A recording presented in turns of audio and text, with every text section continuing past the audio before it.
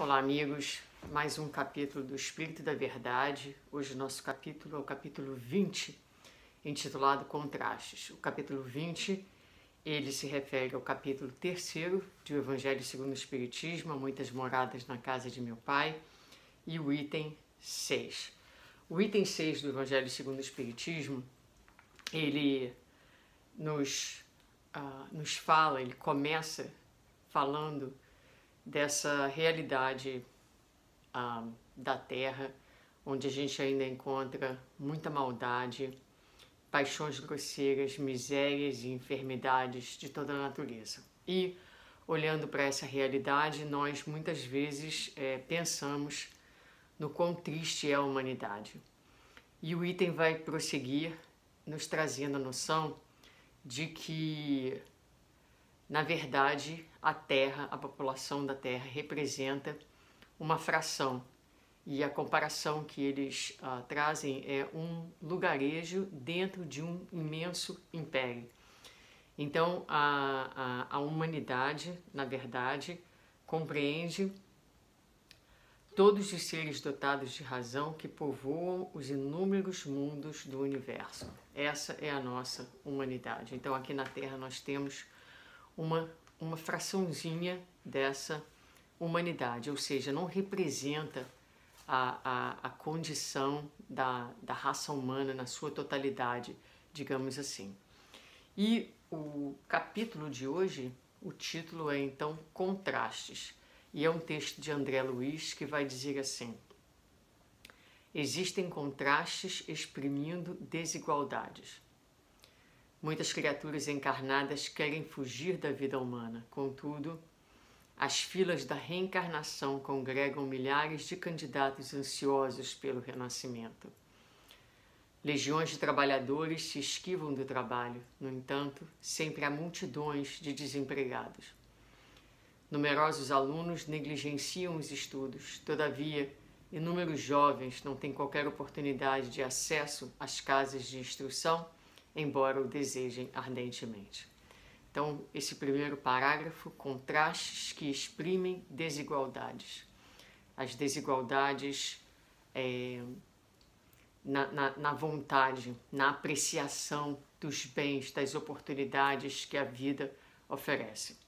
Continua André Luiz. Existem contrastes tecendo contradições.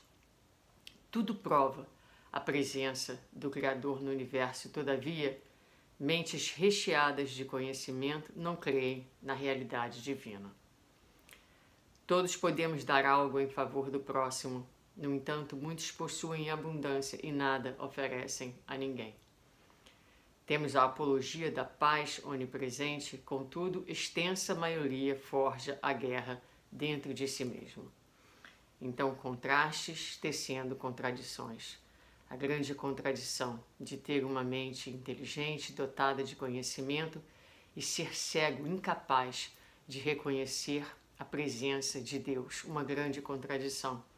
Ou então, quando tanto nos é dado e o nosso coração se torna indiferente ou fechado às necessidades alheias. Ou ainda, o desejo onipresente, como coloca André Luiz, de estabelecermos a paz quando dentro de nós há um estado muitas vezes severo de conflitos, de não aceitação, de julgamento, de crítica, de condenação de nós mesmos, que termina por se refletir para fora de nós.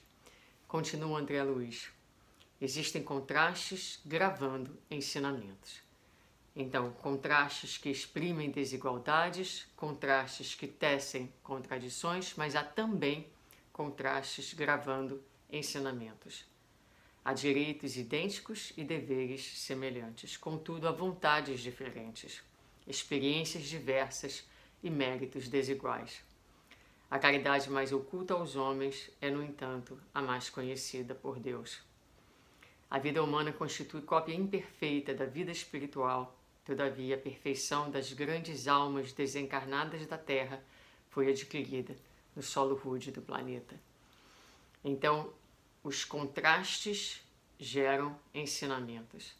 Apesar de deveres e direitos serem semelhantes para todas as criaturas estão agindo de forma diferente, de acordo com a sua vontade, de acordo com a diretriz que estão dando às suas vidas, a responsabilidade, a consciência com que caminham, e terão então experiências diferentes e naturalmente méritos diferentes diante da vida, diante das leis. A caridade mais oculta aos homens, aquilo que os homens têm mais dificuldade de fazer, de expressar, é a mais conhecida de Deus.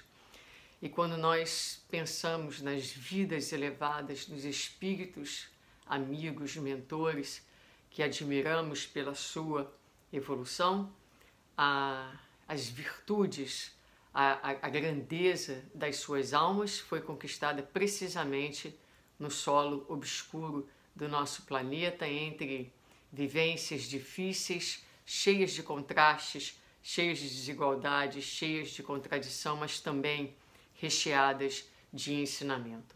Então, quando nós lemos o Evangelho e nos defrontamos, às vezes perplexos com a situação triste do nosso planeta, às vezes desapontados com a nossa própria situação, não nos deixemos abalar ou nos paralisar pelo choque, pela frustração, pela tristeza que muitas vezes toma a nossa alma, porque são exatamente os contrastes, as contradições, essas diferenças que nós vemos no planeta que ainda são importantes e necessárias muitas vezes para o aprendizado da nossa alma. São oportunidades, na verdade, podem se tornar agentes educativos, de educação da nossa alma, se estivermos abertos, se estivermos conectados com o sentido da vida.